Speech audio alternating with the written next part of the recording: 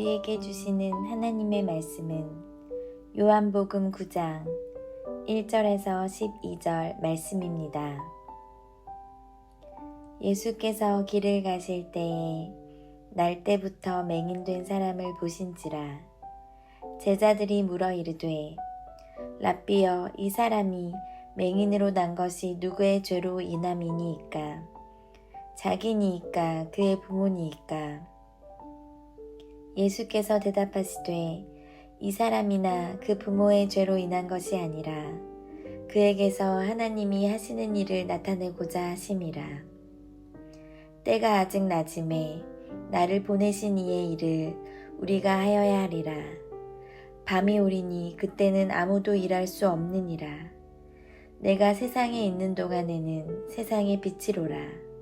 이 말씀을 하시고 땅에 침을 뱉어 진흙을 이겨 그의 눈에 바르시고 이르시되 실로암 못에 가서 씻으라 하시니, 실로암은 번역하면 보냄을 받았다는 뜻이라. 이에 가서 씻고 밝은 눈으로 왔더라. 이웃 사람들과 전에 그가 거린인 것을 보았던 사람들이 이르되 이는 앉아서 구걸하던 자가 아니냐. 어떤 사람은 그 사람이라 하며 어떤 사람은 아니라 그와 비슷하다 하거늘 자기 말은 내가 그라하니. 그들이 묻되 그러면 내 눈이 어떻게 떠졌느냐. 대답하되 예수라 하는 그 사람이 진흙을 이겨 내 눈에 바르고 나더러 실로암에 가서 씻으라 하기에 가서 씻었더니 보게 되었노라. 그들이 이르되 그가 어디 있느냐. 이르되 알지 못하노라 하니라.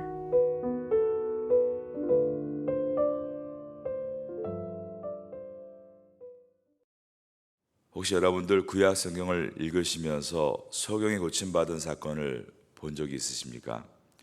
구약 성경에는 소경이 고침받은 사례가 한 차례도 없습니다. 소경이 고침받은 사건은 신약 성경에만 나옵니다. 마태복음에 3번, 마가복음에 2번, 누가복음에 2번, 그리고 오늘 요한복음 9장에 1번이 기록되어 있습니다. 모두가 예수님께서 고쳐주셨습니다. 세례 요한은 감옥에 갇혀서 죽음이 얼마 남지 않은 것을 감지했을 때 자기 제자들을 예수님께 보내서 다음과 같은 중요한 질문을 던졌습니다. 우리가 기다린 메시아가 당신입니까? 아니면 다른 분을 기다려야 합니까? 마태복음 11장 3절의 질문입니다. 그러자 예수님은 끝까지 사명을 감당하고 머지않아 순교하게 될 요한을 위로하시기 위해서 요한에게 이렇게 전하라고 하셨습니다. 소경이 보며 안진뱅이가 걸으며 문둥병자가 깨끗함을 받으며 규모거리가 두르며 죽은 자가 다시 살아나며 가난한 자에게 복음이 전파된다고 하라 라고 하시며 첫 번째로 내가 소경을 고치고 있다. 이것이 내가 메시아인 증거라고 하셨습니다. 신약 성경 안에서 많은 사도들이 많은 병을 고쳤지만 어떠한 사도도 소경이 나은 기적을 일으키지는 않았습니다. 오직 예수님을 통해서만 소경이 눈을 뜨는 기적이 일어났습니다. 이것은 소경이 다른 병에 비해서 고침받기 어려워서가 아니라 소경이 눈을 뜨는 사건을 통해 주시는 메시지가 있었기 때문입니다. 육체의 눈을 버젓이 뜨고도 영적으로 살아가고 있는 이 땅의 사람들에게 뭔가를 깨닫게 하시기 위한 주님의 의도입니다. 마태복음, 마가복음, 누가복음에서 각각 3번, 2번, 2번 소경들이 고침을 받는 내용이 들어있지만 거기에는 소경이 언제 소경이 되었는지에 대해서는 언급이 없습니다. 그런데 유독 오늘 본문인 요한복음에는 날 때부터 소경이었다라고 분명하게 언급을 하고 있습니다. 오늘 본문의 첫 절인 요한복음 9장 1절을 보겠습니다. 예수께서 길을 가실 때에 날 때부터 맹인된 사람을 보신지라. 이것은 치유될 가능성이 전혀 없는 절대 절망의 상태에 놓여 있다는 것을 뜻합니다. 그 가망이 없는 소경을 고치시는 내용이 오늘 본문인 요한복음 9장인 것입니다. 영국의 유명한 대학 캠브리지 대학에 신학과가 있습니다. 그 신학과 안에 그 대학이 자랑하는 세이치 다드라는 신약학 교수가 있습니다. 그는 오늘 본문 요한복음 9장에 대해서 이렇게 말했습니다. 복음서 전체에서 가장 빛나고 찬란한 말씀이다. 그런 요한복음 9장은 그저 단순하게 예수님께서 날 때부터 소경된 자를 고치는 육체의 기적을 다루고 있는 사건이 아니라 영적으로 눈이 어떻게 떠지는가에 대해 기록한 말씀이라고 한 것입니다. 그 이후로 요한복음 9장의 마지막 부분인 38절에서 소경이 눈을 뜨고 나서 예수님을 찾아와 한 말이 주여 내게 믿나이다 라고 하면서 절했다라는 내용이 나오는데, 우리말로 이 절했다가 성경 원어로는 프로스퀴네오라는 단어입니다. 이 뜻은 경배하다, 예배하다라는 뜻입니다. 그래서 영어 성경은 Lord, I believe, 주여 내가 믿나이다. 그 다음에 우리말로 절했다라는 단어를 영어 성경은 And he worshipped him, 그분께 경배했다, 예배했다라고 번역을 한 것입니다. 그런데 예수님께 예배했다, 이 프로스키네오가 예수님의 공생의 기간 동안에 통틀어서 딱 한 번이 나온다는 것입니다. 바로 오늘 본문인 날 때부터 소경된 이 사람이 예수님께 했던 행동에 들어 있습니다. 육신의 눈을 뜬 기적의 사건이 아니라 믿음의 눈을 뜬, 그래서 예수님을 메시아로 알아본, 그래서 그분께 경배한 프로스키네오 한 사건이 바로 소경이 멀었던 눈이 돌아와 세상의 빛을 보는 그 찬란함보다 그가 예수님의 믿음의 빛을 보게 된 이 은혜를 요한복음 9장은 기록하고 있는 것입니다. 여러분 모두도 이 아침 가운데 요한복음 9장을 통해서 찬란한 빛이신 예수 그리스도를 만나시고 그 빛 가운데서 기도하시고 또 그 다음에 세상에 떠오른 태양과 함께 세상의 빛도 보시기를 바라겠습니다. 이 소경은 날 때부터 소경이었을 뿐만 아니라 여기 보니까 거지였다라고 되어 있습니다. 외형적으로 인간이 가지고 있는 최악으로 비참한 조건을 가진 사람이 이 날 때부터 거지였던 소경입니다. 그런데 제자들이 이상한 질문을 던진 것입니다. 2절입니다. 자, 9장 2절. 제자들이 얼마나 불순한 질문을 던지는지 2절을 보겠습니다. 제자들이 물어 이르되 라삐여, 이 사람이 맹인으로 난 것이 누구의 죄로 인함이니까? 자기니까 그의 부모니까? 예수님, 이 사람이 날 때부터 맹인된 것이 자기 죄 때문 아닙니까? 혹은 그의 부모 죄 때문입니까? 그 당시의 사람들은 소경이 되면 그것이 죄를 지은 결과라고 생각을 했던 것입니다. 당시 유대 사회에서는 바른 믿음을 외치는 쿰란 공동체가 있었습니다. 이 쿰란 공동체는 엄격한 금욕주의자들이었습니다. 그런데 이 쿰란 공동체가 자기 일원으로 받아들일 때 안 받는 사람이 있었는데 바로 소경을 안 받은 것입니다. 그들은 소경은 공동체에 들어오지 못한다라는 규정을 가지고 있었습니다. 그 이유가 소경은 하나님으로부터 죄 때문에 벌을 받은 사람이다 라는 생각을 가지고 있었기 때문이었습니다. 오늘 본문 요한복음 9장에서 아래에 있는 34절을 보면 바리새인들이 이렇게 소경을 공격합니다. 내가 온전히 죄 가운데서 우리를 가르치느냐라고 한 것입니다. 바리새인들은 소경이 태어날 때부터 죄의 덩어리로 태어났다라고 생각을 했던 것입니다. 그 당시 학문은 야곱과 에서의 예를 들어가면서 사람은 태어나기 전에서부터도 죄를 지을 수 있다, 이러한 얘기들을 했고, 그래서 제자들은 예수님께 일반 선생님들이 말하는 것처럼 이 사람이 소경된 것은 태어날 때부터 이 사람의 죄입니까? 아니면 그 부모의 죄가 업보로 돌아온 것입니까? 이렇게 물은 것입니다. 오늘도 이러한 불순한 질문들이 우리 안에 들어 있습니다. 뭔가 잘못하면 그 사람 죄 져서 그런 거 아니냐, 그 부모가 잘못해서 그런 거 아니냐, 함부로 말하는 것입니다. 요한복음 9장은 눈이 먼 소경의 이야기가 아니라 눈을 버저지 뜨고도 이 사람이 소경된 것이 이 사람 죄 때문입니까? 그 부모의 죄 때문입니까? 라며 자기 자신이 영적인 소경인 것을 모르고 살아가는 사람들의 이야기들입니다. 예수님은 이 소경의 눈을 고쳐주십니다. 하지만 이 내용이 요한복음 9장 41절 전체 가운데 단 2절밖에 되지 않습니다. 그러면 이 요한복음이 우리에게 무엇을 말하려 하는 것일까요? 6절과 7절에 보면 이 말씀을 하시고 땅에 침을 뱉어 진흙을 이겨 그의 눈에 바르고 이르시되 실로암 목가에 가서 씻으라 하시니 이에 가서 씻고 밝은 눈으로 왔더라. 치료에 대한 내용은 단 2절만 기록하고 있습니다. 그러므로 9장의 전체의 초점은 예수님께서 육체의 눈을 치료해 주었다에 있지 않습니다. 눈을 뜨고도 깨닫지 못하고 사는 영적 소경에 대한 이야기이고, 영적 소경이 어떻게 참빛이신 예수님을 보게 되었는가를 보여주는 이야기가 바로 이 맹인의 눈 뜨는 기적, 표적의 사건입니다. 예수님은 안식일에 땅에 침을 뱉으셔서 진흙을 이기셔서 눈에 발라 소경을 고쳐주셨습니다.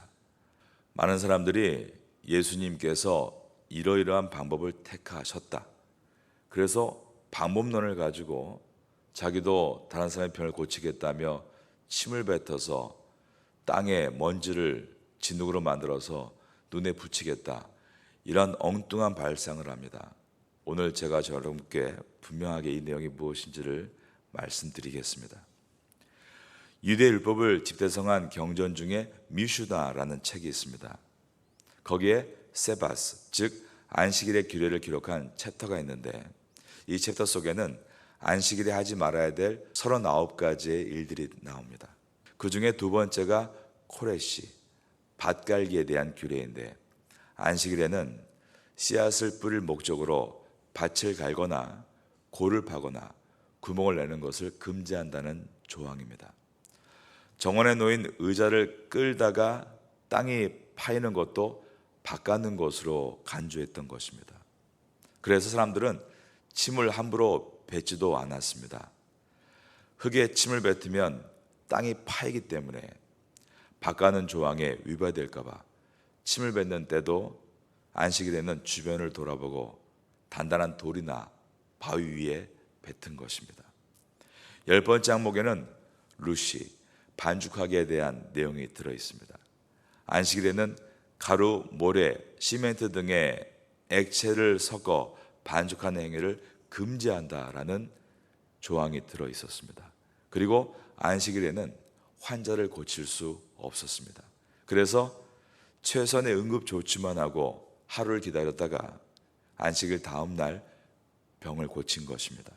그런데 예수님께서는 안식일에 흙에 침을 뱉어 땅을 파게 되는 상황을 만드시고 그 침을 진흙에 이겨서 반죽하는 상황을 만드셨습니다. 또한 안식일에 하지 말라는 병자를 의도적으로 안식일에 치료하시는 상황을 만드신 것입니다. 그리고 오늘 본문으로 삼은 9장 7절 마지막 부분에 보면 실로암 못에 가서 씻으라 라고 하셨습니다. 이 사람이 소경된 것이 이 사람의 죄 때문인가 아니면 그 부모의 죄 때문인가, 가련한 소경을 앞에 두고 실제로 자신들이 영적인 소경인 것을 모르고 상대방을 비판하는 그 교만한 더러움에 대해서, 잘 되면 복이라 생각하고 잘못되면 저주를 받고 있는 것이라 생각하는 생각의 더러움에 대해서, 그리고 의인도 당장 고난이 있을 수 있고 악인이 당장 형통할 수 있는 것을 순탄하지 못한 것이다, 하나님의 축복이 아니다 라고 생각하며 언제나 복만 바라고 있는 그 오만한 마음에 대해서 예수님께서 씻고 오라라고 하시는 것입니다. 예수님은 그 인간의 더러움을 실로암에 가서 씻고 오라라고 말씀하고 계셨습니다. 영적인 눈을 뜨라는 주님의 메시지입니다. 여러분, 이 소경이 육체적인 눈만 잘 뜬 것이 정말 축복일까요? 사실 우리 모두 지금 눈 뜨고 살고 있지 않습니까? 암 걸린 환자에게 예수님 찾아가셔서 그에게 암만 고쳐주시면 그것이 축복일까요? 그냥 평범한 삶으로 돌아온 것뿐 아닙니까? 눈을 떴다는 감격이 며칠이나 이어질까요? 예수님은 이보다 훨씬 더 어려운 10명의 나병 환자를 고쳐주신 일이 있었습니다. 요즘은 나병이라 하지 않고 한센병이라고 하고, 노르웨이의 한센 박사가 나병균을 발견해서 이제 치료가 이루어져 나갔기 때문에 지금은 이것은 더 이상 불치의 병은 아닙니다. 하지만 옛날에는 코가 떨어져 나가고 귀가 떨어져 나가는 정말로 무서운 병이었습니다. 그런데 그들이 예수님 만났을 때 놀라운 기적이 일어났습니다. 다시 코가 올라오기 시작했고 귀가 정상으로 붓기 시작한 것입니다. 얼마나 놀라운 일입니까? 처음에 너무 기뻤겠죠. 너무 감사했겠죠. 그런데 그 감격이 오래 갔습니까? 조금 지나면 그것은 그저 정상이 된 것뿐인 것입니다. 10사람 중에 끝까지 감사를 붙들고 예수님을 찾아왔던 사람이 단 한 사람뿐이었다라는 충격적인 기사가 성경에 들어 있습니다. 오늘 본문의 이 사람도 날 때부터 소경이었고 거지였습니다. 뭘 배웠겠습니까? 기술이 있었겠습니까? 소경 때야 기술이 없어도 사람은 측은지심으로 이곳저곳에서 도움을 주었겠지만 이제 정상이 되어 눈을 뜨고 나면 그는 더 만만치 않은 세상을 살아가야 하는 것입니다. 그에게 갑자기 정상이 된 것이 오랜 동안 소경으로 살았던 때와 비교했을 때 더 좋으리란 보장이 없는 것입니다. 그러므로 이 사건의 핵심은 그가 육적인 눈을 떠서 세상을 보게 됐다가 아니라 영적인 눈이 띄어져 참 빛이신 예수 그리스도를 바라보게 됐다는 것에 있는 것을 이 표적이 보여주고 있는 것입니다. 여러분, 우리에게 가장 큰 표적은 우리의 믿음의 눈이 띄어져서 예수님을 보는 것인 줄로 믿습니다. 그러면 이 나면서부터 소경으로 태어난 사람이 어떻게 눈을 뜨게 됐는가? 첫 번째로 중요한 것이 있는데 불편한 자리를 견딘 것이 있습니다. 예수님께서 눈을 고쳐주시겠다고 침을 흙에 발라 진흙으로 반죽을 하셨죠. 마른 흙이 진흙이 될 정도니까 도대체 침을 얼마나 뱉으신 것입니까? 그리고 그것을 눈에 붙이셨습니다. 주님은 안식일을 잘 지킨다고 말하면서 하나님을 모르는 영적인 소경들을 향해 안식일의 주인이 지금 이 자리에 계신 것을 보여주시기 위해 일하시는 하나님으로 안식일 하지 말라고 한 규례와 반대로 침으로 땅을 파시고 반죽을 하시고 그것을 소경의 눈에 붙이신 것입니다. 소경이 얼마나 불편했겠습니까?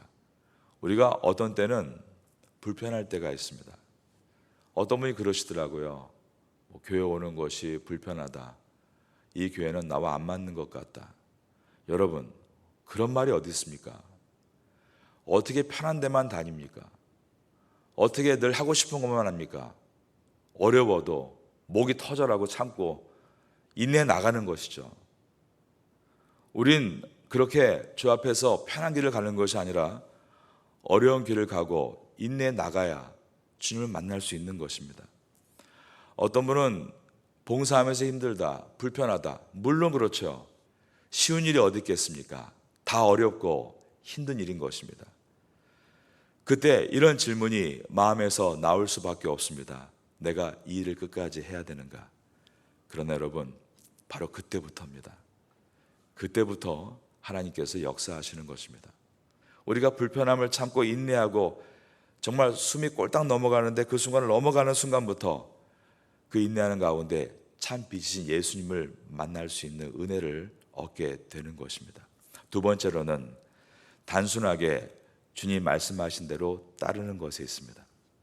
예수님께서 진흙을 눈에 붙이고 실로암에 가서 씻으라고 하셨습니다. 그 말씀대로 소경은 그대로 따랐습니다. 우리의 신앙이란 저 높은 곳을 향하여 나아가는 높은 신앙이라고 부릅니다. 하지만 그 높은 신앙이란 엄밀히 말하면 높은 곳에 올라간다는 것이 아니라 어떠한 경우든지 하나님의 말씀에 순종하고 따르는 신앙을 말하는 것입니다. 하이 스탠다드, 높은 신앙은 결국 심플 라이프, 단순한 생활입니다.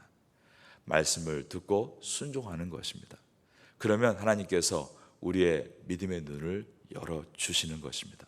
여러분도 어려운 순간순간마다 결국 나와 하나님과의 관계다, 하나님께 순종하는 것이다.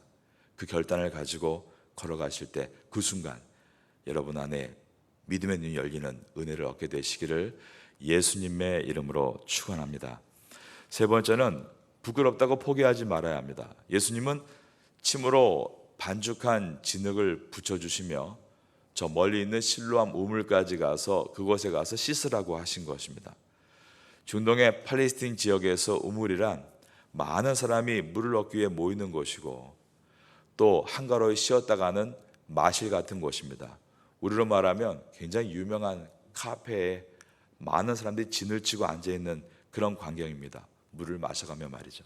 그런데 예수님이 붕대를 감아주시면서 그곳으로 가라고 하셨으면 그래도 덜 부끄러울 텐데 침으로 버무린 그 지저분한 진흙을 두 눈에 붙이고 그곳으로 걸어가라라고 하셨습니다. 가는 길 동안 사람들이 보지 않았겠습니까? 실로암 우물 앞에는 더 많은 사람이 그를 지켜보고 있었을 것입니다. 그러나 주님의 흔적을 붙이고 가라라고 하신 것입니다. 우리 주변에는 내가 크리스천인 것 부끄러워 못 살겠다 이런 말 하는 사람들 참 많습니다. 부끄러워서 난 성경을 들고 다닐 수가 없다. 부끄러워서 나는 교회 다닌다 말할 수가 없다. 요즘 교회가 너무 부끄럽게 한다. 그러면서 마치 자기는 부끄럽지 않고 교회가 날 부끄럽게 한다는 식으로 무슨 서비스 업체에 다니는 것도 아니고 말이죠. 그렇게 생각하는 사람들이 있습니다. 교회는 우리가 몸담고 있는 우리의 몸입니다. 교회가 부끄러움을 당하면 물론 나도 부끄럽고 괴롭지만 거기에 대해서 내가 괴로워하고 기도하고 끌어안아야지. 나는 그 교회에서 부끄럽지 않은 사람으로 떨어져 있는 것은 옳지 않다고 생각합니다.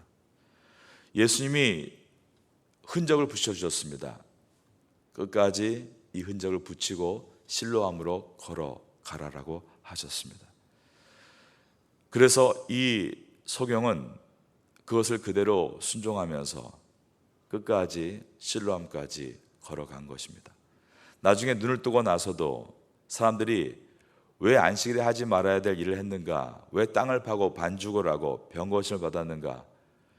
바리새인들이 그를 추궁할 때 그는 내가 그것이 옳고 그른지는 알지 못하지만 한 가지 지금 내가 보고 있는 것은 알고 있습니다 라고 말하면서 소경은 이제는 내가 보는 것입니다.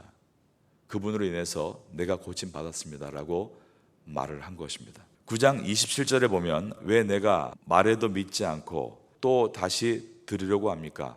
당신들도 예수님의 제자가 되려 합니까? 라고 물었다는 것입니다. 이 말에는 이미 자신이 예수님의 제자인 것을 고백을 하고 있는 것이었습니다. 그에게 임한 진정한 축복은 육체의 눈이 떠진 것이 아니라 믿음의 눈이 이와 같이 열려서 그리스도를 자기의 구원자로 영접하는 축복이었습니다. 육체의 눈을 뜨는 것보다 여러분들은 믿음의 눈을 뜨는 놀라운 은혜를 사모하시기를 바라겠습니다. 여러분, 예수로 나의 구주 삼고라는 유명한 찬송가가 있죠. 이 찬송을 작사한 사람은 크로스비 여사입니다. 이 여사는 1820년에 태어나서 생후 6주 만에 돌팔이 의사 때 잘못된 치료로 인해서 맹인이 되었습니다. 생후 6주 후에 맹인이 된 그는 95세를 사는 동안 장님으로 산 것입니다. 그런데 그분이 맹인으로 있으면서 쓴 찬송시가 무려 9,000편입니다. 그가 쓴 찬송시 가운데 우리나라 찬송가에도 들어있는 곡이 약 20여 곡이 됩니다. 46장에 찬양하라 복되신 구세주 예수, 144장 예수 나를 위하여 십자가를 질 때, 204장 예수로 나의 구주 삼고, 219장 주의 음성을 내가 들으니, 300장 예수께로 가면 나는 기뻐요, 347장 인애하신 구세주여 내 말 들으사, 411장 예수 사랑하심은 거룩하신 말일세, 446장 오 놀라운 구세주 예수 내주, 480장 기도하는 이 시간 주께 무릎 꿇고, 492장 나의 영원하신 기업 생명보다 귀하다. 모두가 우리가 알고 있는 찬송가 가사들입니다. 그분이 태어난 1820년도에 요즘 같은 복지시설은 되어 있지 않은 때였습니다. 그 당시에 여인으로 장님으로 산다는 것은 결코 쉬운 일이 아니었던 것입니다. 하지만 그분은 너무나 밝은 환한 모습으로 맹인으로 95년을 살았습니다. 크로스비 여사가 92세 생일을 맞았을 때 이런 말을 했다고 합니다. 이 세상에서 나보다 더 행복한 사람은 없어요. 나보다 더 행복한 사람이 있다면 나는 그분과 악수하고 싶어요. 그 정도로 그는 밝고 행복하게 인생을 살았습니다. 그가 쓴 9,000편의 시 가운데 후일의 생명 그칠 때라는 찬송가가 있는데 가사가 이렇습니다. 나는 얼마나 행복한 영혼인가요? 내가 볼 수 없음에도 불구하고 나는 이 세상에서 언제나 만족할 거예요. 나는 다른 사람들이 즐기지 못하는 많은 축복이 있어요. 나는 내가 보지 못하는 것 때문에 울지 않고 한숨 쉬지 않을 거예요. 그리고 마지막 가사를 보면 훗날 그분을 얼굴과 얼굴을 맞대고 볼 거예요. face to face라고 되어 있습니다. 여러분, 이것은 크로스비 여사가 언제 썼는가 하면 9살 때 쓴 찬송시입니다. 그리고 그는 그렇게 95세를 살았던 것입니다. 하루를 살아도 믿음의 눈을 뜰 수만 있다면 이렇게 행복하게 살아갈 수 있는 것입니다. 어린 시절을, 또 청소년 시절을, 청년 시절을, 그리고 중년의 시절을, 노년의 시절을 행복하게 살아갈 수 있는 것입니다. 그러므로 오늘 이 성경의 병고침의 중요한 메시지는 우리의 믿음을 뜨는 것에 있습니다. 여러분도 하나님 앞에서 내가 무엇 때문에 이런 저주를 받고 있는가 라는 것에 마음을 쏟지 말고 내가 진정으로 참 빛을 만나는 방법은 오직 그리스도 앞에 서이다를 기억하고 주님의 은혜를 사모하는 성도가 되심으로 믿는 눈을 활짝 떠서 태국을, 우리 민족을 믿음으로 보고 비전을 갖기를 바라겠습니다. 이러한 은혜가 여러분의 가정 안에, 여러분의 모든 사역 위에 있게 되기를 예수님의 이름으로 축원합니다.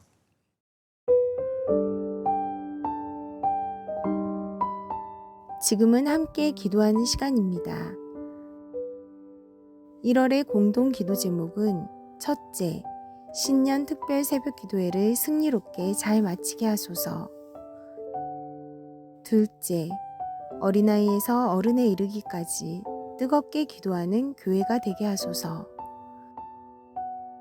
셋째, 각 부서들이 1년 사역을 놓고 열심히 주님의 뜻을 구하게 하소서.